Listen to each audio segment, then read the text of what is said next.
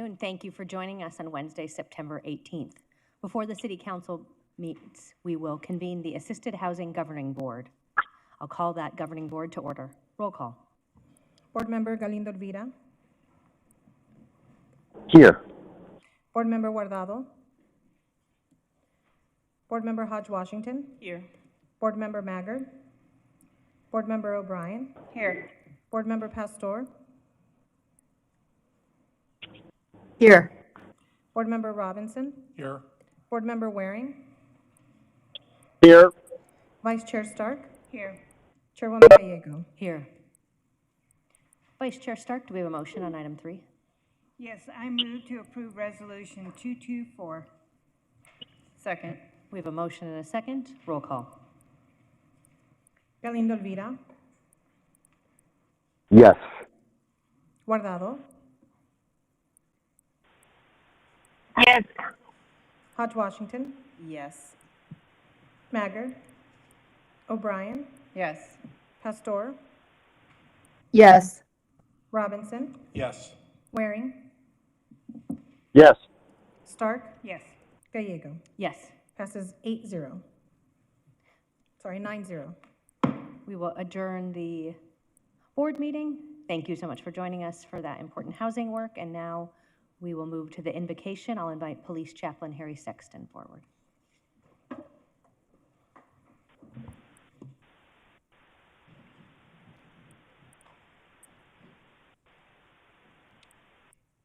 Madam Mayor, honorable council members and guests, please pray with me. Lord, we know that wisdom will continue to grow as a byproduct of right choices and godly responses, and as we apply your word to our daily circumstances.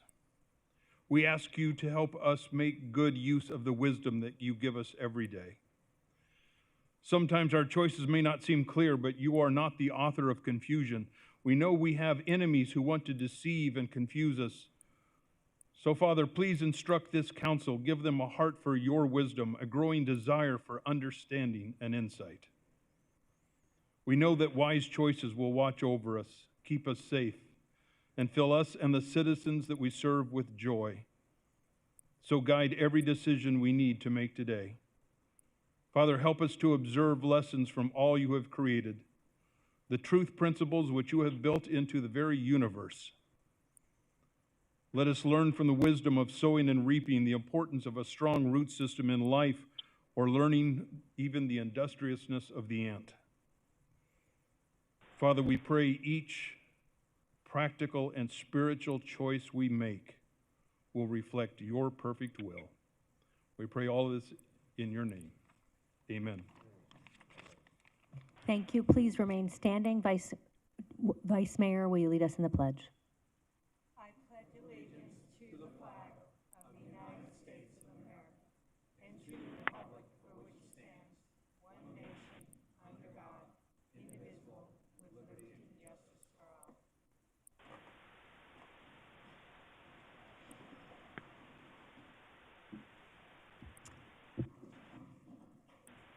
Thank you, Vice Mayor and Chaplain Sexton. We'll now call to order the formal City Council meeting. Will the clerk call the roll? Councilman Galindo Elvira. Here. Councilwoman Guardado. Here. Councilwoman Hodge Washington. Here.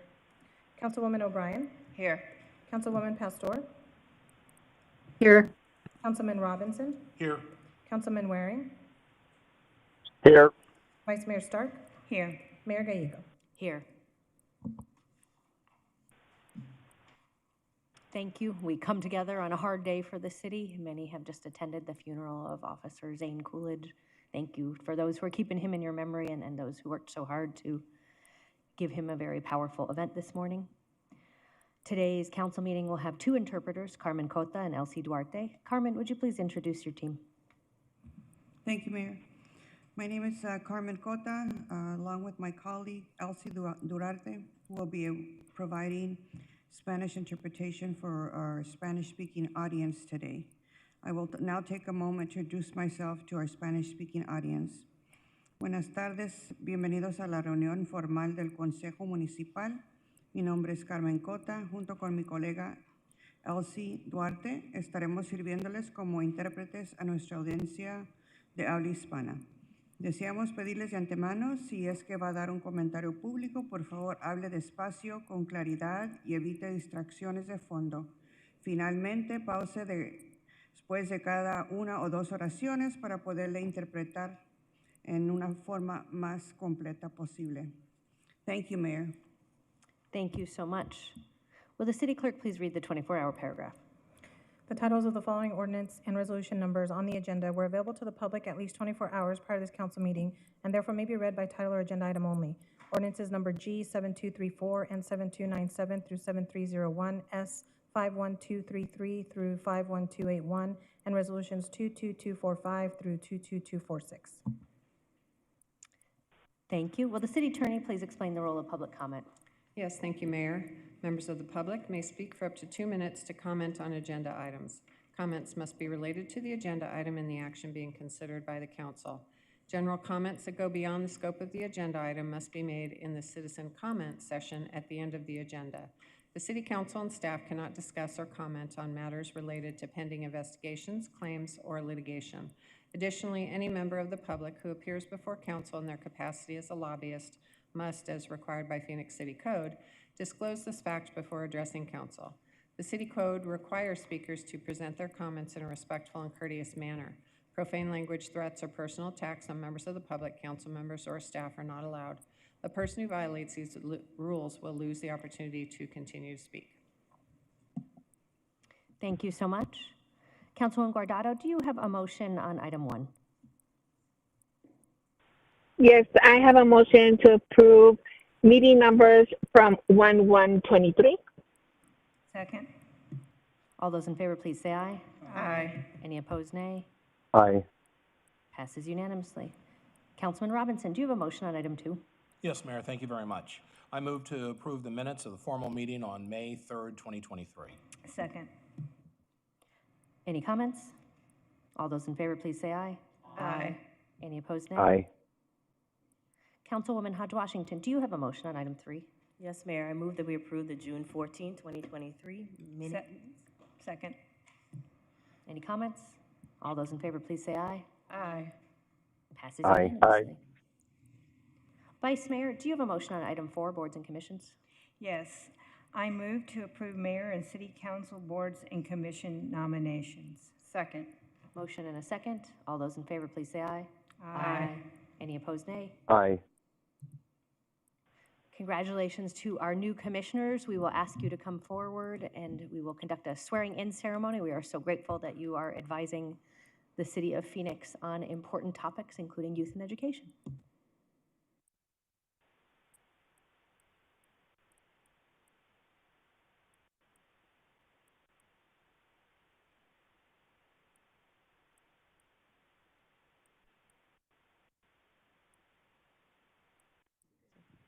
Please raise your right hand. I state your name. Do solemnly swear that I will support the Constitution of the United States and the constitutions and laws of the state of Arizona, that I will bear true faith and allegiance to the same and defend them against all enemies, foreign and domestic, and that I will faithfully and impartially discharge the duties of the office of the Youth and Education Commission according to the best of my ability. So help me God. Congratulations. We are so lucky to have you serving. If you could go behind, the council would like to congratulate you.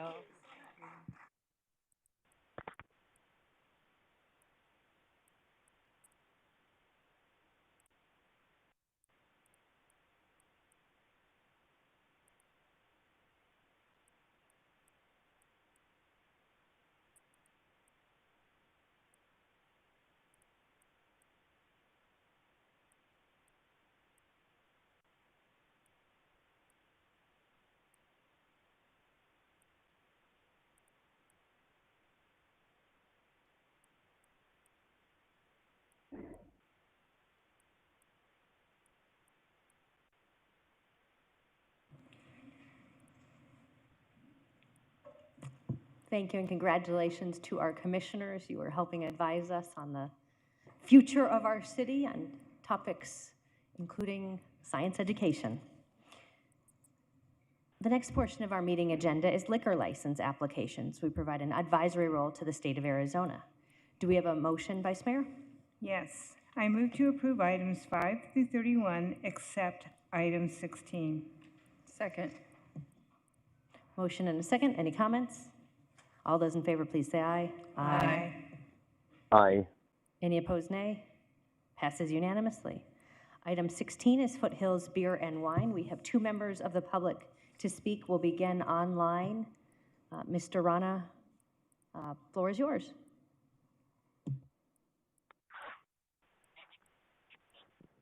Do I have video as well? No, just audio, I'm afraid. Okay.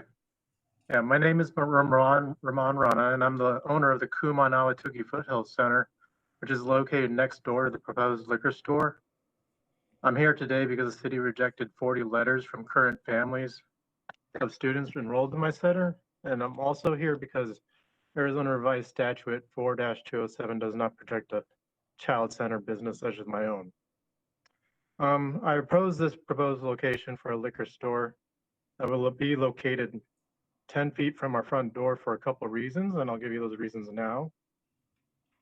First reason is that in our classroom, we teach to preschoolers, elementary, as well as middle school and high school students. It's my opinion and the opinion of Kumon families that a liquor store should not be located next to our Kumon Center.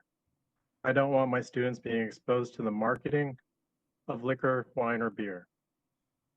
As well, it is a safety concern that customers of such a store will be very close vicinity to my students, whether on vehicle or on foot. Second reason is there's several vacant suites further down the shopping center that are not located next door to my Kumon Learning Center. And these would seem like more appropriate location if someone were to seek putting in such a store. In fact, if it was in any of those locations, I wouldn't be opposed to such a business.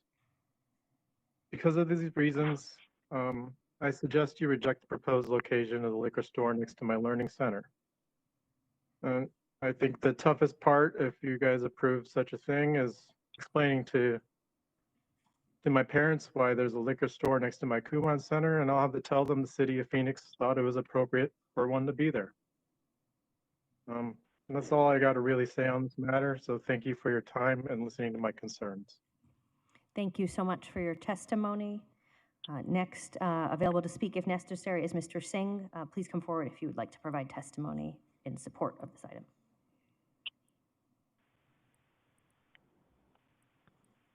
All right, that concludes the public comment on this item that is in District 6. I will turn to Councilman Robinson. Thank you very much. You know, in our office, we take these liquor license issues very seriously, and I understand completely where the operator from the Kumon Center is talking about, with the liquor store being right next door to it. We do also rely on the background and the work performed by the police department when it comes to these liquor licenses, and they're moving to recommend approval on it. But what I would like to do is I think I will move to deny license at this point. And my understanding is, and please someone correct me if I'm wrong, it would then go back to the state, allow for a full hearing where both parties would have an opportunity to state their position, and then it would allow us to move on a little bit more informed, I think. So with that, Mayor, I'll move to deny the motion. Second. I second the motion. We have a motion and a second. Denise, do we need a roll? Yeah, roll call. Galindo Elvira, Yes. Guardado, Yes. Hodge Washington, Yes. O'Brien, Yes. Pastor, Yes. Robinson, Yes. Waring, Yes. Stark, Yes. Gallego. Yes. Passes 9-0. All right, so that will go to the state of Arizona for a final decision. City Clerk, are we ready for ordinances, resolutions, new business, planning, and zoning? Yes, Mayor. Vice Mayor, do we have a motion? Yes, I move to approve items 32 through 94, except the following. Items 37, 42, 53, 57, 66, 75, and 81, noting that item 93 is withdrawn and that item 94 is an add-on. And can the clerk confirm if there's any other items that should be excluded for in-person public comments? Yes, Mayor, Vice Mayor, also excluding items 52, 60, 62, 63, and 65. Those items are again 52, 60, 62, 63, and 65. Second. We have a motion and a second. Roll call. Galindo Elvira, Yes. Guardado, Yes. Hodge Washington, Yes. O'Brien, Yes. Pastor, Yes. Robinson, Yes. Waring, Yes. Stark, Yes. Gallego. Yes. Passes 9-0. Item 37 is part of the payment ordinance. Do we have a motion? I move to approve item 37. Second. A motion and a second. Any comments? Roll call. Galindo Elvira, Yes. Guardado, Yes. Hodge Washington, Yes. O'Brien, Yes. Pastor, Yes. Robinson, Yes. Waring, No. Stark, Yes. Gallego. Yes. Passes 8-1. Item 42 is the acquisition of property for a fire station at Baseline and South 67th Avenue. Do we have a motion? I move to approve item 42. Second. We have a motion and a second. This is an exciting one for our city. We received several public comments on this one, all in support. For example, full support, Levine has grown exponentially and needs more fire services. Another one, our family strongly supports the purchase of this property for use as a fire station. Would be a very much needed addition. Comes at an exciting time for the city of Phoenix. We are in the process of adding 2 new fire stations right now, one at 19th Avenue and Chandler Boulevard to serve the Ahwatukee community. Thank you to Congressman Stanton for including this station in congressionally directed spending to fund a portion of the construction costs. We are also underway at 93rd Avenue in Lower Buckeye. This station will incorporate a cancer prevention strategy, and its design will include hot, warm, and cold zones. Thanks to great leadership here at this table, in November of 2023, our voters approved a $500 million bond program, including $214 million to enhance community safety through fire, police, roadway, and pedestrian infrastructure. This includes $80 million to replace and upgrade 3 fire stations and construct a new fire station at locations from 7th Street in Hatcher to 44th Street in Thomas. The new station will be up in District 1 at the 303 and 51st Avenue. 4 stations will have a community assistance program area, which will help us respond to emergencies, including those involving homelessness and needs for social service with non-sworn personnel.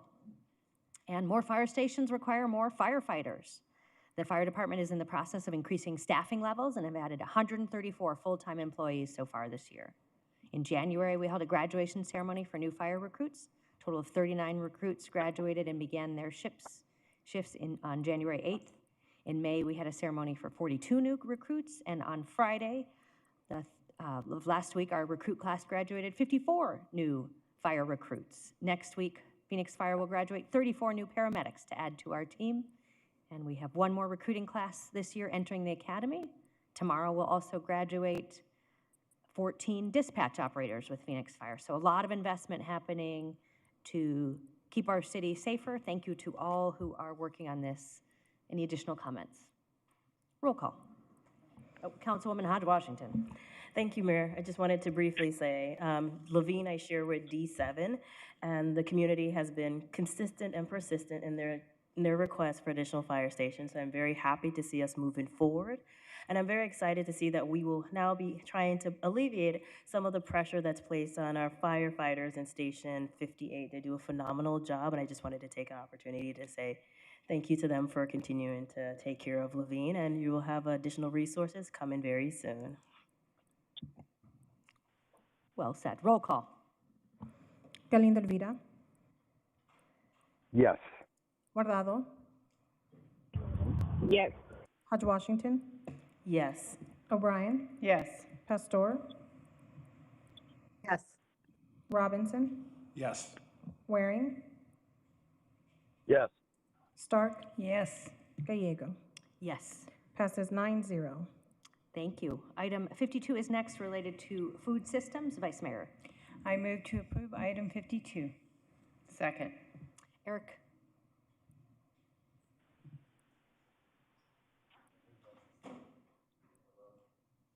Can we, oh, we got you. Can you hear me? Okay, all right. I just came to speak briefly about the food bank system we have. I recently was helped by the, I forget what it's called, but it's the food bank on 9th Avenue. And one thing I noticed is they offer other services in conjunction with the food bank. Specifically, I was able to sign up for a Department of Economic Security program that they bought me a new computer, not this one, a much nicer computer than this actually.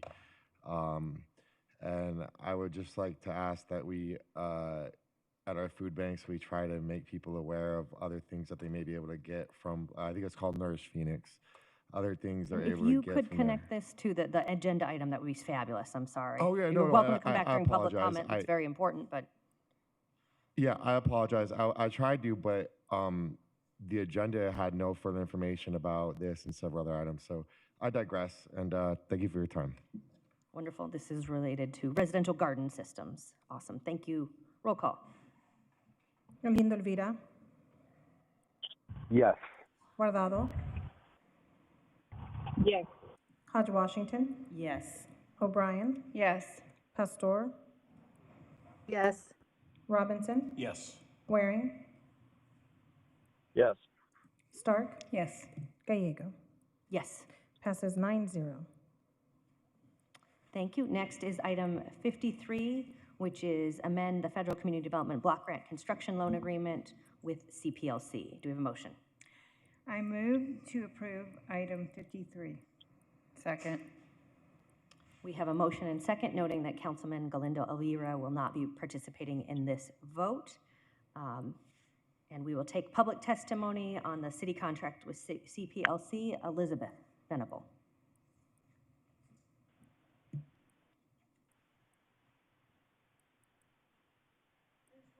Encourage you guys to vote for this item.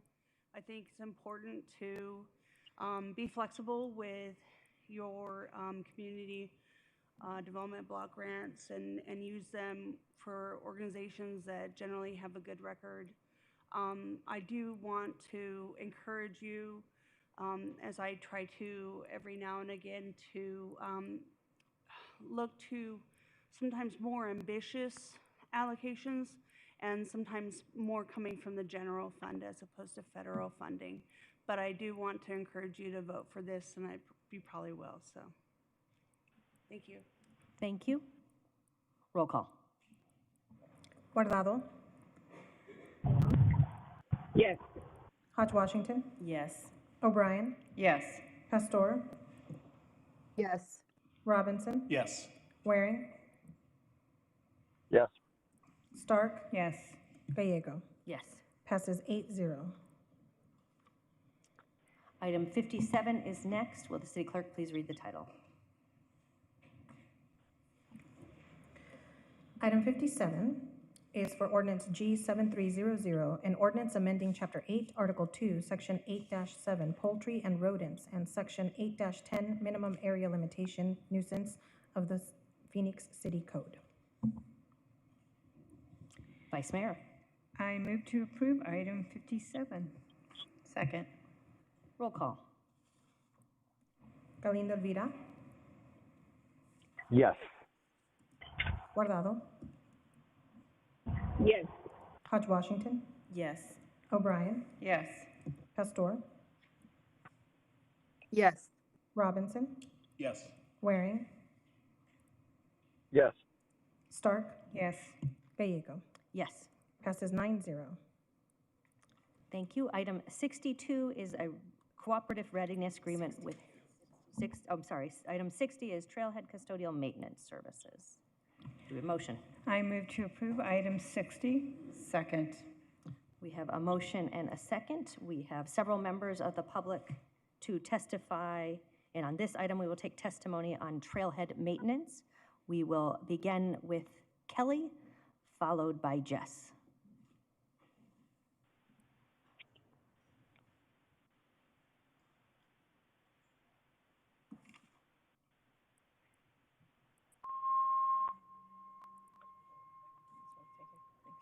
And this is the contract for janitorial services. Yes. Mayor, Council, thank you for listening to what I have to say today. My name is Kelly Cholier. I'm a third-generation Phoenician. I'm the vice chair for the Desert Conservation Commission for the city of Tempe. I'm also the director of Clean Up Papago, which is a 501c3. I'm in support of this maintenance contract, but I just want to make a couple statements. Rangers should not be utilized for custodial maintenance. The role of the park rangers should be to educate the public and keep our parks and preserves functional and accessible for all. Please respect their job function and do not continue the job creep. I am grateful to the mayor and council for pushing this contract through. My concern is, why did it have to come before council in order for this to be solved? Thank you for your time. Thank you. Jess is next, followed by Jerry.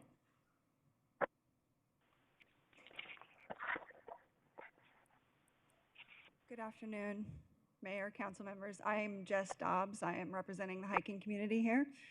I want to say I'm majorly in favor of this. And again, I reiterate what Kelly said, is it doesn't seem like something that should have had to be pushed to the council. It seems like we have a parks board that should have made sure that this was not an issue. And it is really unfortunate that it was not their goal, and they did not foresee that this would be the problem that it has become for our major trailheads. You cannot have the rangers going in and opening up and then waiting for people to use the bathroom while they clean. It is not allowing them to educate or do their actual real job, and it is also making it so the bathrooms aren't that clean. I love the rangers, but they are not professional custodial maintenance people. And it is very important that we allow that job of custodial maintenance of our trailheads to be a respected position that is paid by a crew that is just focused on that. And please let our rangers continue to be rangers at the trailhead. So I thank you very much for doing this for our community. Thank you. Thank you. Jerry is next, followed by Tim.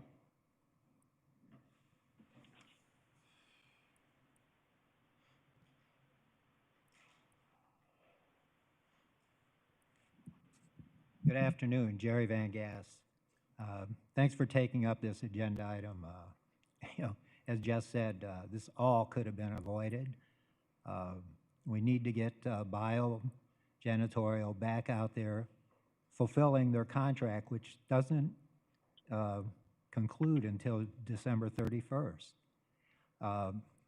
Everybody was blindsided, hikers, rangers, neighbors, by this action by a district supervisor, park supervisor in the north, who doesn't even have jurisdiction over Camelback or Piestewa, or authority to terminate a contract. Our attorneys filed a public records request that I'll give to the members up there, asking to see the written notification of termination of their contract. It took 2 hours for the public information officer to get back with us saying there were no records. There was nothing. You can't operate on verbal pettiness, as Claire Miller, the ranger up there, supervisor, did. And for her superiors to sit idly by and allow this to continue, basically condone it, and try and spin it, is reprehensible. It's total dereliction of duty. We know we're going to hold people accountable, and we know nothing in investigation is going to be done by the city. So our attorneys and other members of our community are putting together, have already started their own investigation and turned up quite a bit. Thank you, and I'll leave these. Tim will be our final speaker.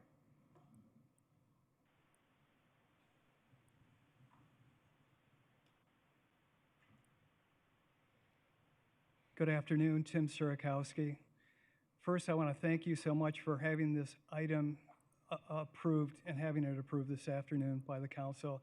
It is something that needs to be done. We need to have the restrooms at these facilities cleaned every morning and not by the rangers. The rangers have a specific job to do. Their job is to make sure people are safe on the mountain. There's making sure traffic is moving in the parks, not to be inside cleaning the restrooms. I also want to thank John for bringing this to the council's attention.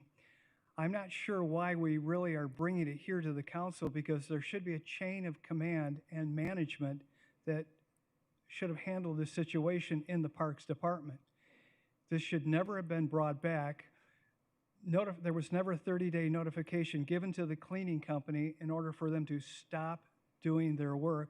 This was instituted by an individual who really shouldn't have any power making managerial decisions.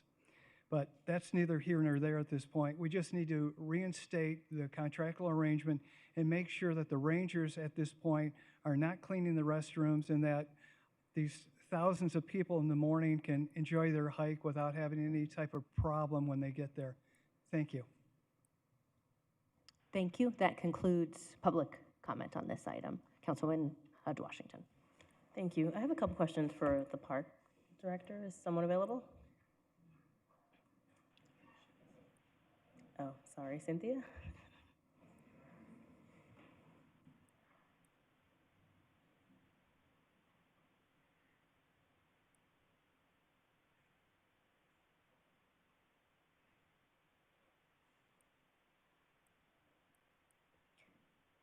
Thank you. I just wanted to clarify, were our rangers being asked to do any of the janitorial services at these trailheads?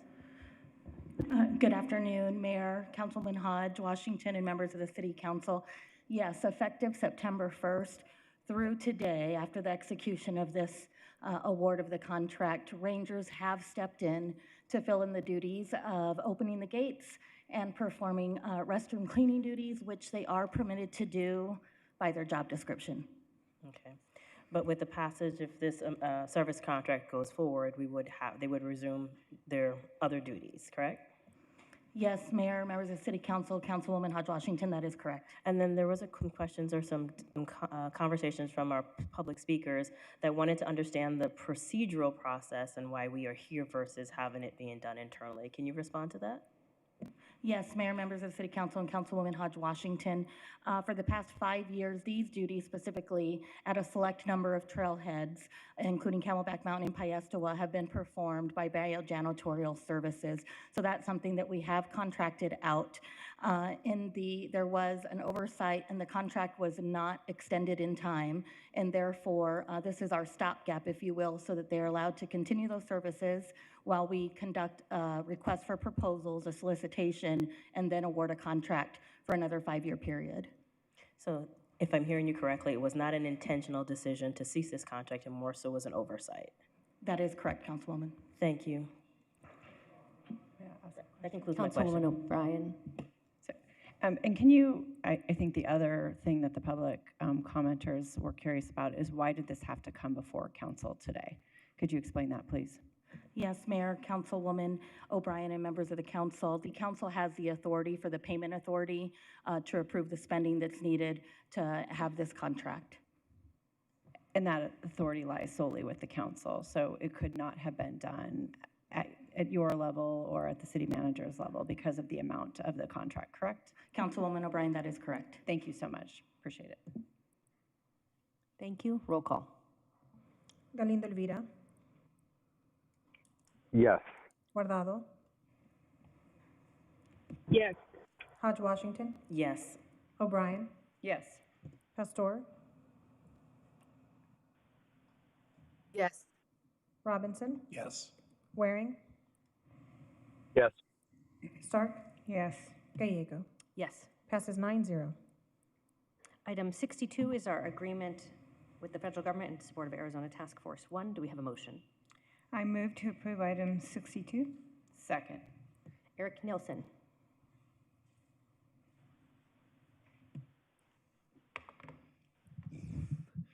All I saw is this is dealing with cooperation between the city and the federal emergency, the FEMA. Am I correct in that? Okay.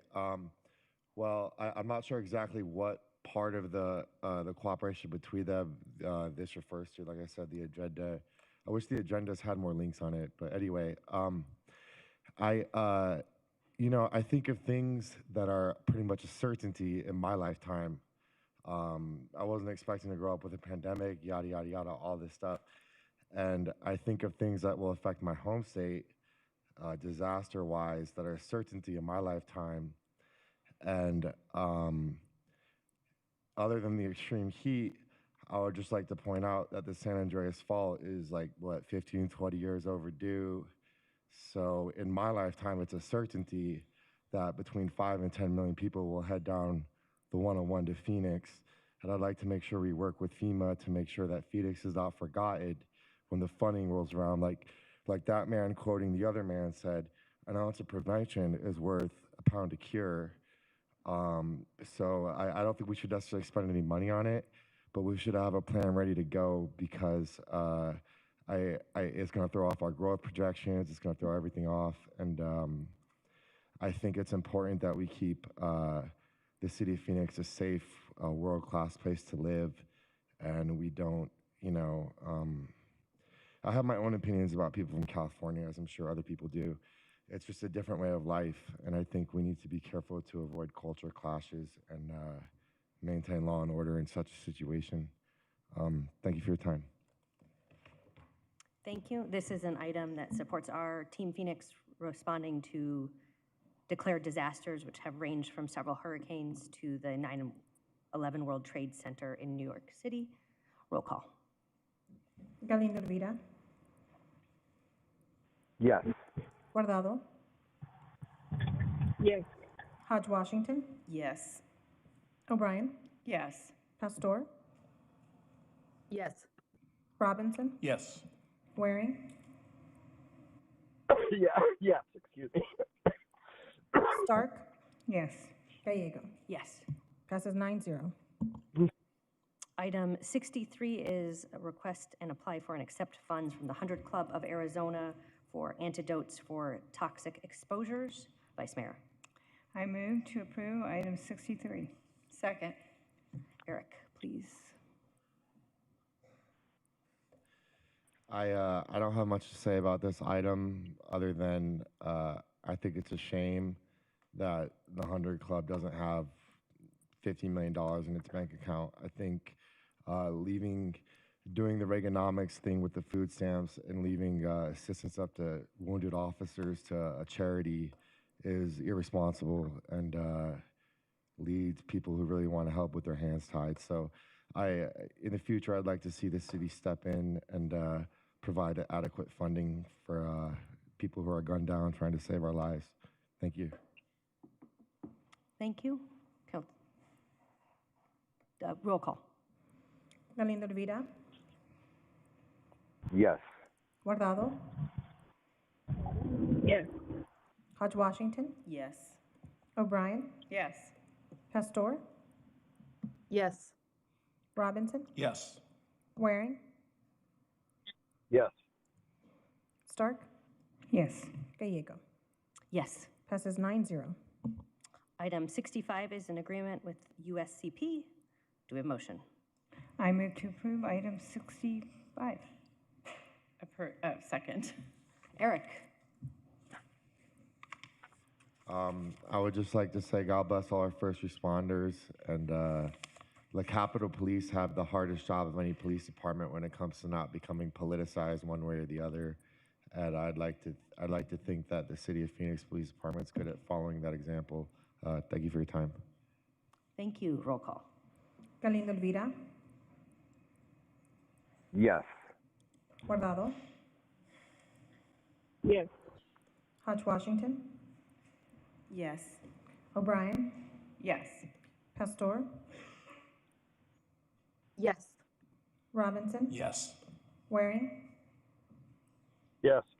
Stark? Yes. Gallego? Yes. Passes 9-0. Item 66 is an intergovernmental agreement with Valley Metro Rail for public safety access to public safety video. Councilman Robinson, do you have a motion? I do, Mayor. I move to approve this, this item. Second. Second. Recognize Councilman Robinson for comments, and then Councilwoman Pastor.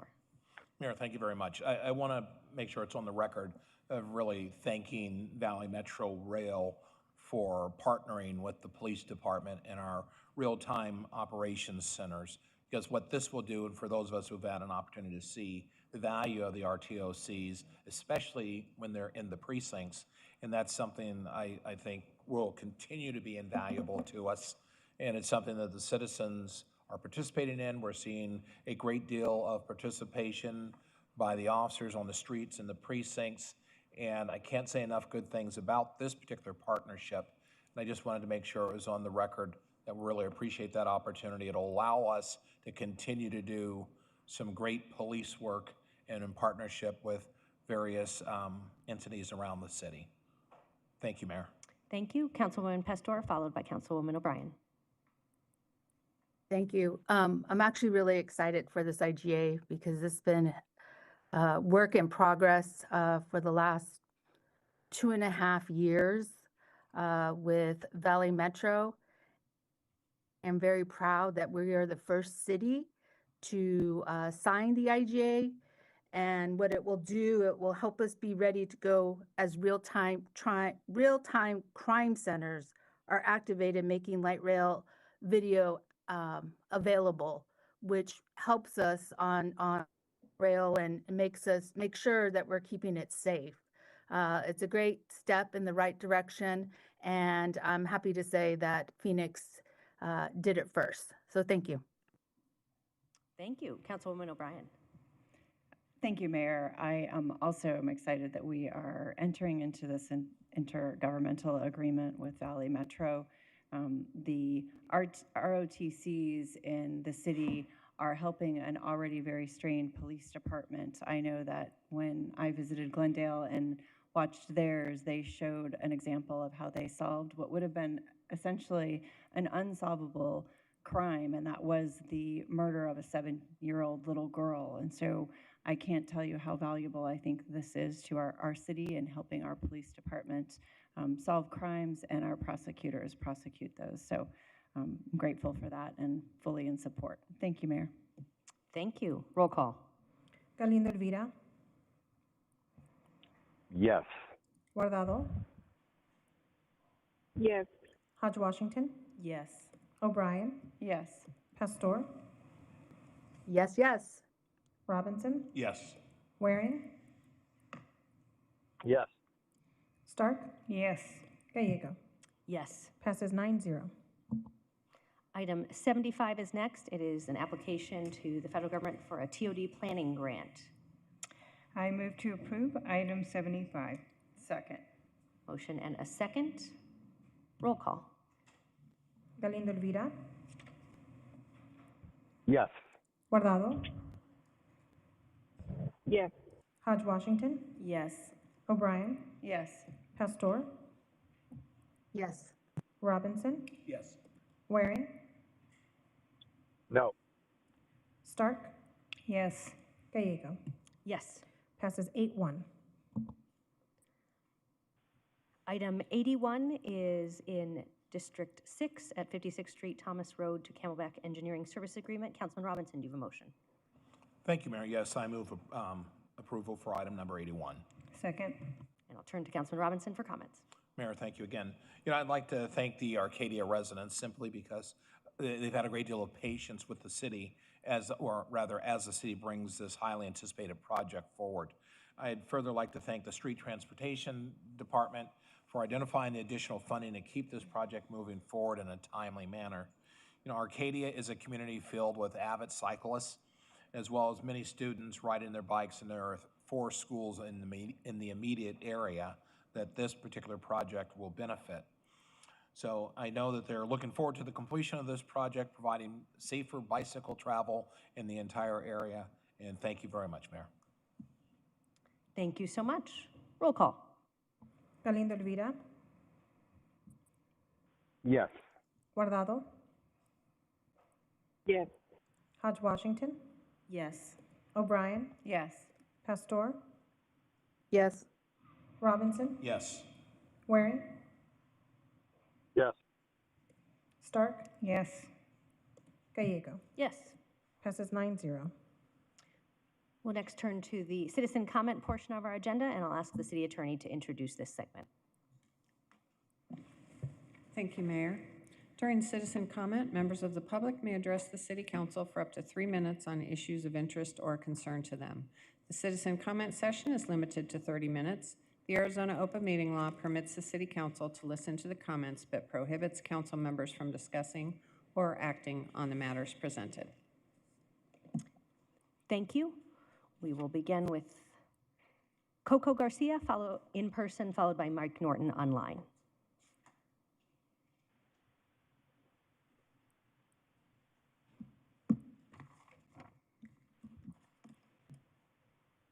Hello, council members. Thank you for having us. My name is Coco Garcia. I'm the founder of Hand Over Rover, a 501c nonprofit dog rescue here in Phoenix. I want to apologize for not being here sooner. I feel I could have made a bigger impact had I started on this side, but I didn't.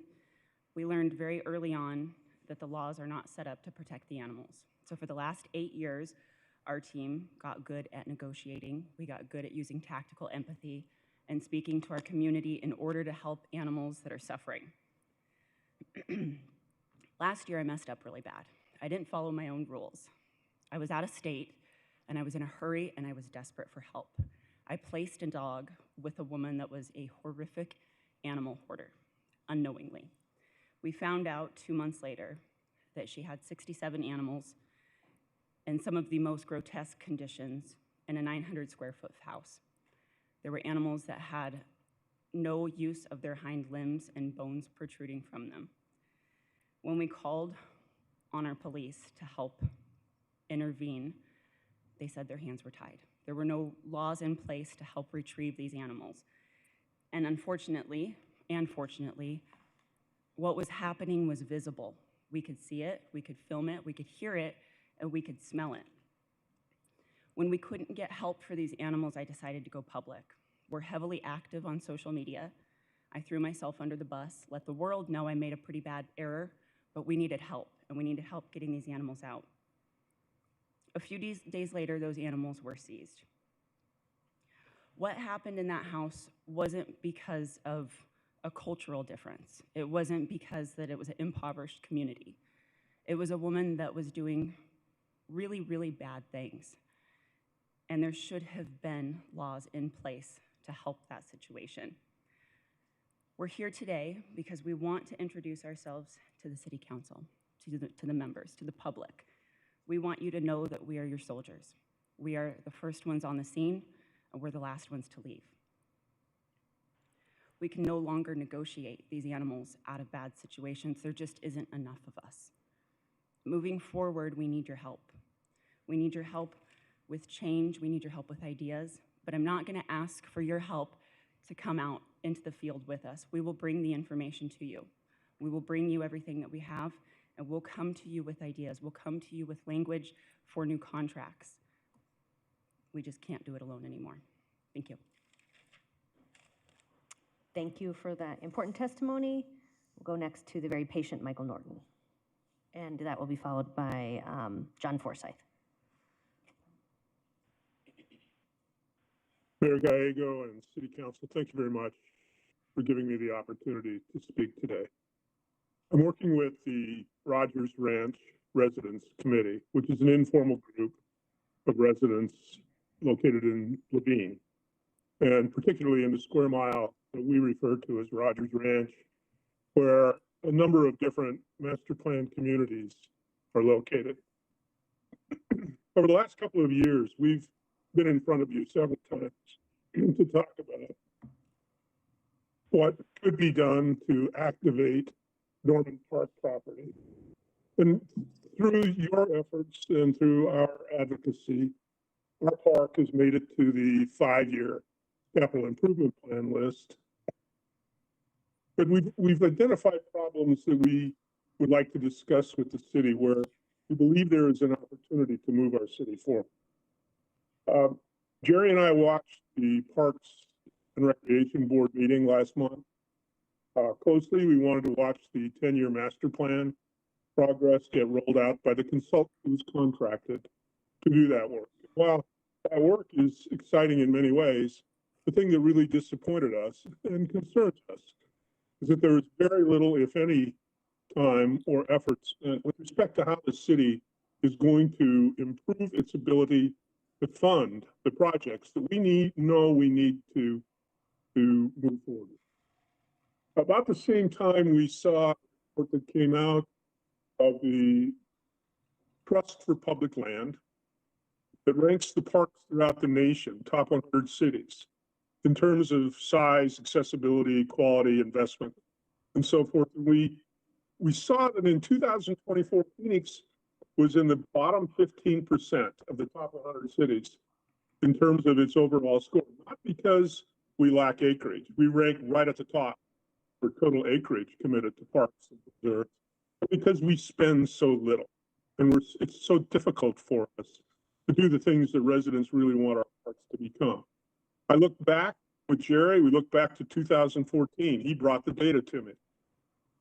In 2014, we didn't look great, but we were still in the second quartile for all of the top 100 cities. We were tops for the median park size, tops for total acreage, but short funded. We asked that the city consider strongly the formation of a committee of citizens, civic leaders, governmental leaders, who begin immediately to explore the possibilities that might be available for this city to accelerate the activation of our dormant park property and to accelerate the development and restoration of our parks. Please consider that request strongly. Thank you. Thank you for that testimony. John is next, followed by Kelly.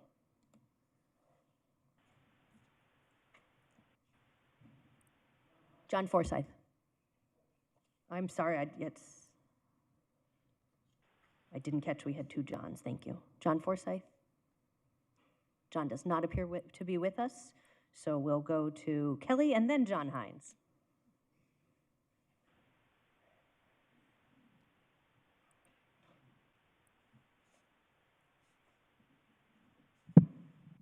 Hello, Mayor and Council. Thank you again for listening to my public comment.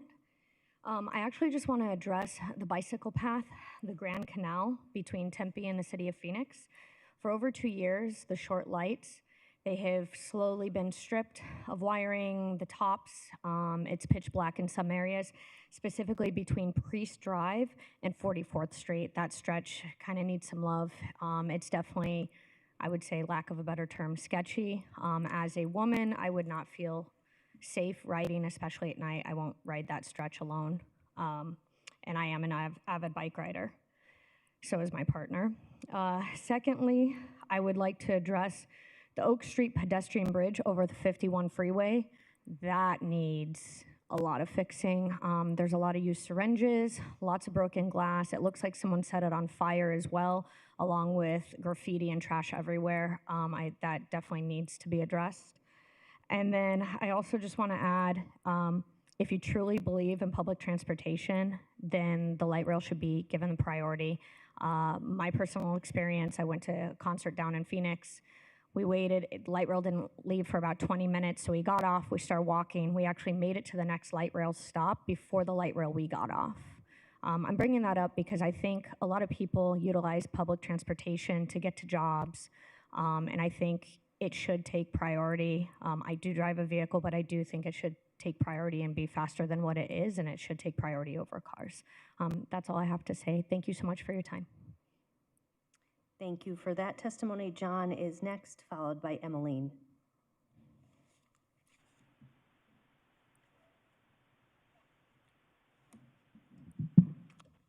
Yes, Madam Mayor, members of the council, good afternoon. I am an occasional bus rider.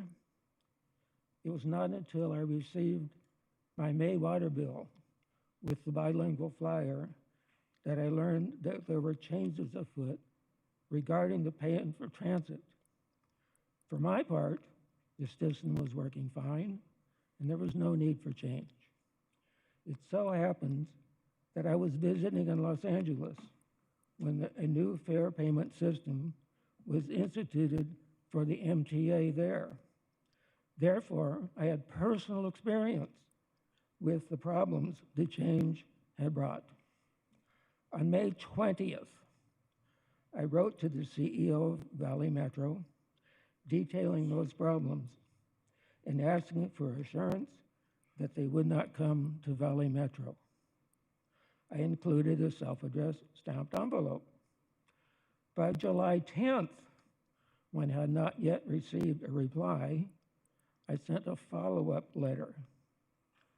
By August 1st, when I still had not received a reply, I sent a letter to our city manager asking for help. I included my telephone number.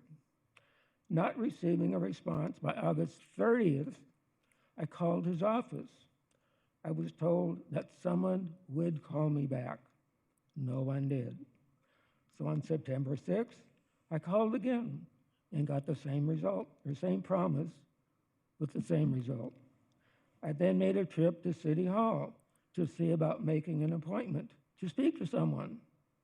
The guard at the door told me that I had to first call to get an appointment. The fact that no one returned my calls did not impress him. I don't know what else to do, so here I am.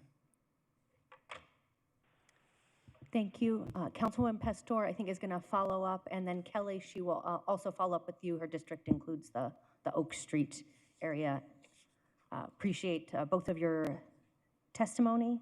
Emmeline is next, followed by Tim.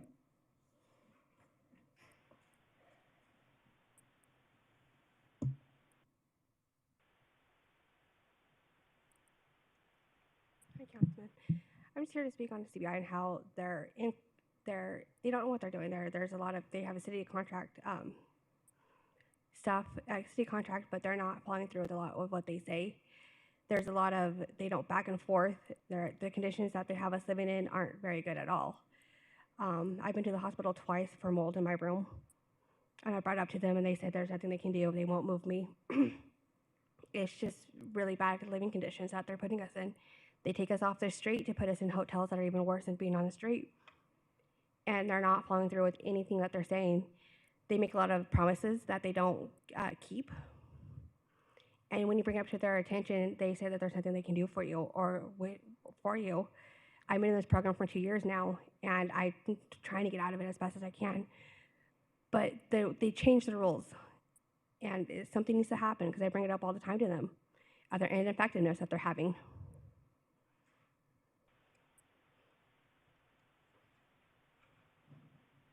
Thank you for that testimony. Tim is next, followed by George.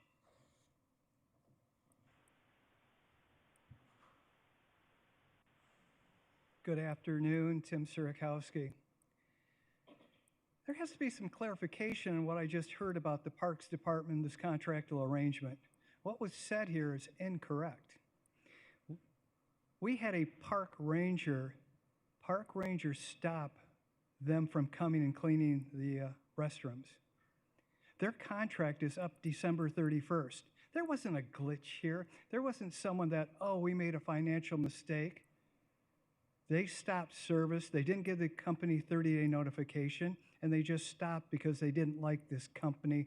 This ranger did not like this company, so consequently, she took it upon herself to stop having the service done at these parks. It wasn't an oversight. I want a clarification here. This wasn't an oversight. This was absolutely mismanagement at this point. My God, they should be looking at someone, if they're going to change at the end of December, are they looking for someone at the present time to put these people in place? I want to know why a ranger had the authority to do this instead of Cynthia, who's in charge of the Parks Department. Why is this? Who's running the Parks Department? Does the Parks Department need a management plan so that they can understand truly how the chain of command goes up so that they understand who they have to go to communicate?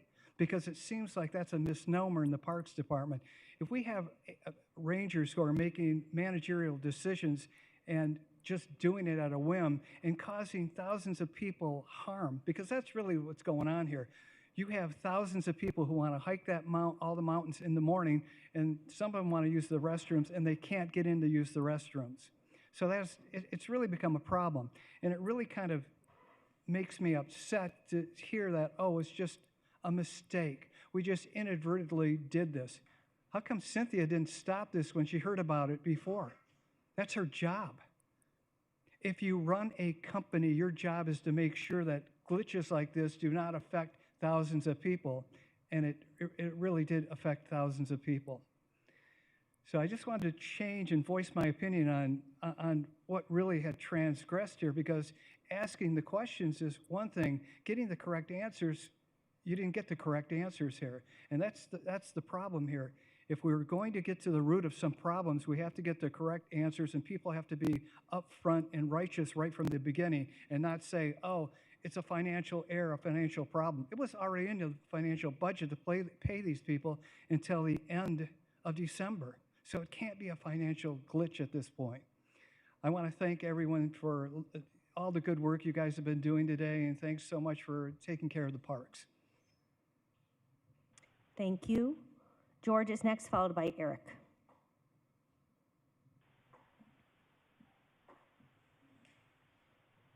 Well, good afternoon, Madam Mayor, honorable council members.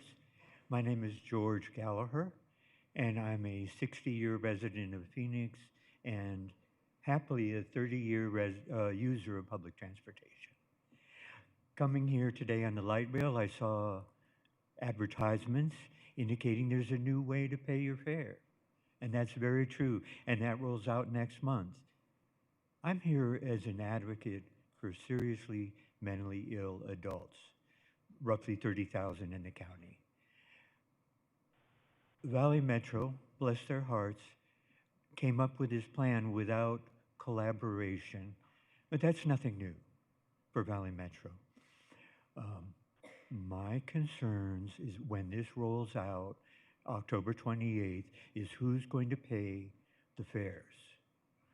Right now, people who have a serious mental illness have a right under Arizona Administrative Code, Title IX, Chapter 21, for transportation. And the changes that are coming indicate that you need a smartphone, which I have, a credit card, cash, and an account. This leaves out many, many people who are trying to get to work. Also, I'd like to throw out that Valley Metro is advertising that you'll only be charged once a day, and I found that you can be charged up to 4 times in a day. So I ask for your help and your collaboration with some understanding of how these issues will be addressed for individuals who are entitled to public transportation. I'd like to avoid a Department of Transportation complaint, and I'd also like to avoid using legal means to force the city to provide public transportation. Thank you all very much. Have a good day. Thank you for your testimony. I believe we have a solution to that, but unfortunately, the individual in charge is helping someone who had the previous. But I think our team and our Valley Metro lead, Councilwoman Pastor, may be able to follow up with you. And if we could make sure the public transit team hears about that, obviously they're still helping the previous speaker. Busy day for them. Eric is next, followed by Christy.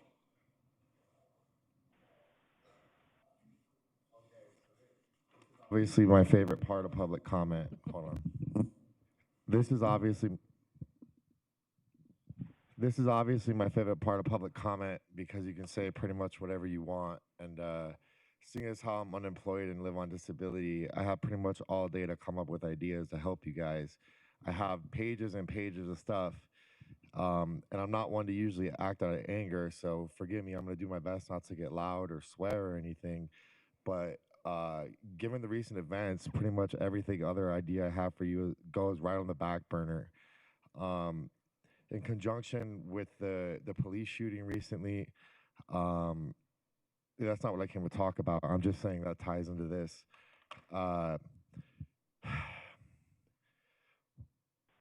You know, it's one thing to sue for peace.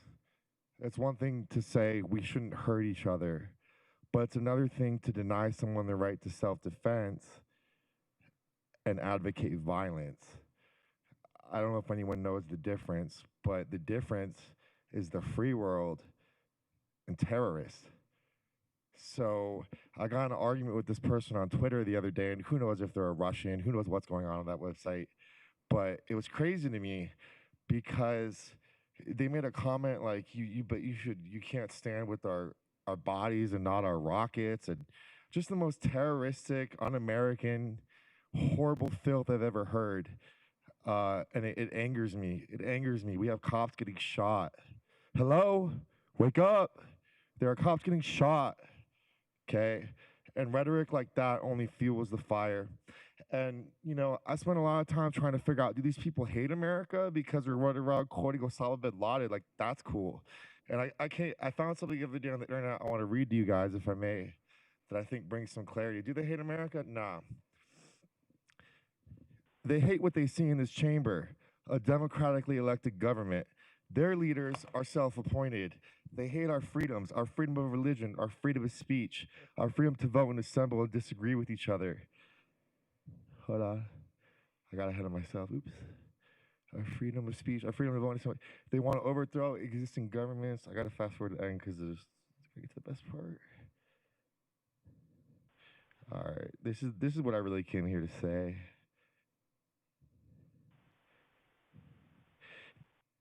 They stand against us because we stand in their way. We're not deceived by their pretenses for piety. We have seen their kind before. They are the heirs of all the murderous ideologies of the 20th century. By sacrificing human life to serve their radical visions, by abandoning every value except the will to power, they fall on the path of fascism, Nazism, and totalitarianism, and they will follow that path all the way to where it ends, in history's unmarked grave of discarded lies. Quote, George Bush, September 20th, 2001. Thank you for your time. Thank you. Christy is next, followed by Elizabeth.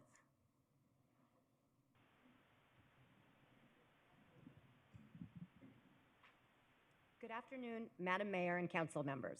My name is Christy Margario, and you may recognize me from the last City Council meeting where I provided an update on animal welfare in our city.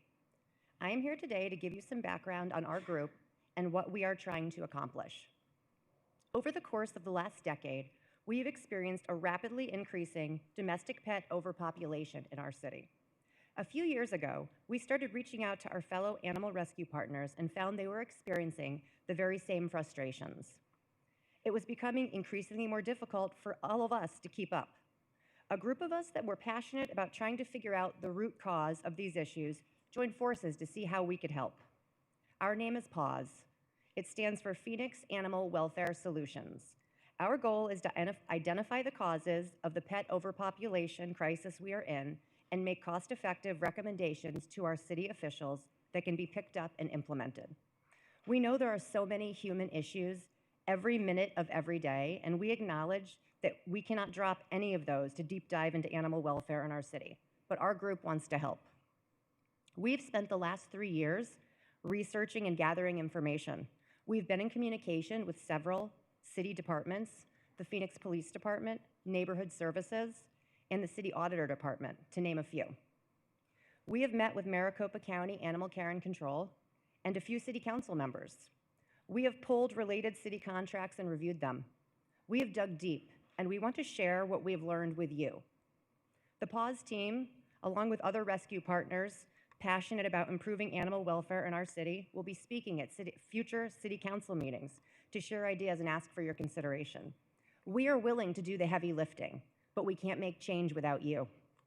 We want to partner with each of your offices, and we hope you will consider hearing what we have to share. See you next month, and thank you for your time. Thank you, Christy, and Elizabeth Venable is next, will be our final speaker.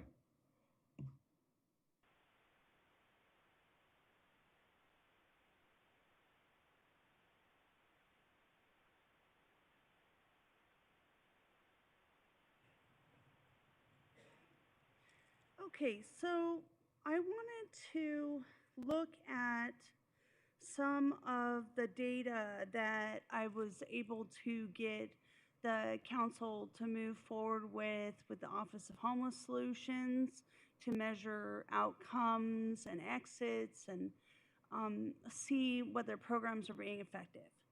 And I wanted to look specifically at the street outreach program for results for this year.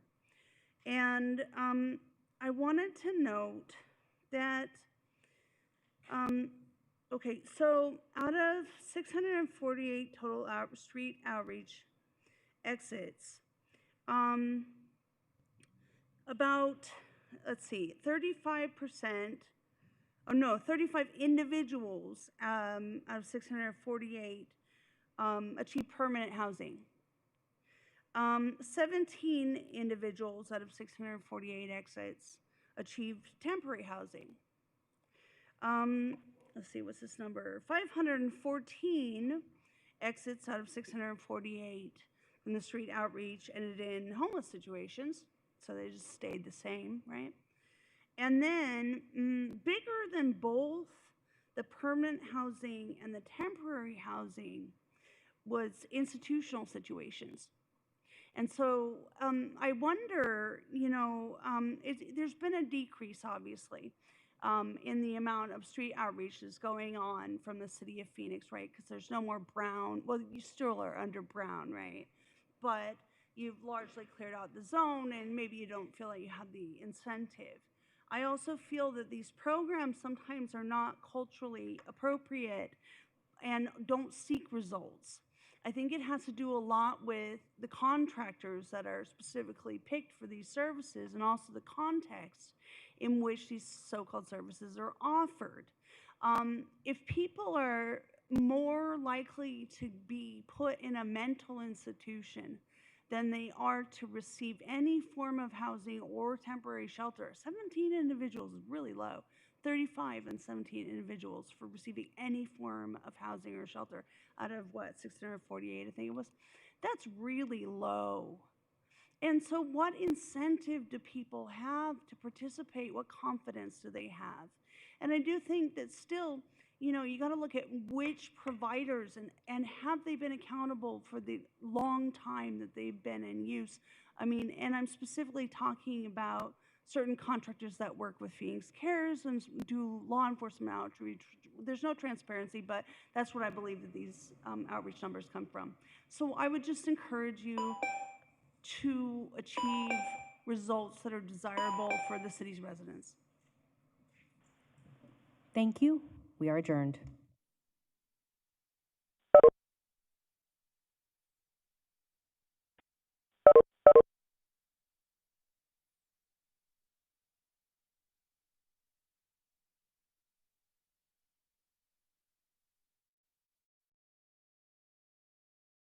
Its 2 classrooms and construction of a 1-story brick building with a second Renaissance revival architecture was funded. Dunbar, like all schools in the United States following the 1954 Brown v. Board of Education ruling,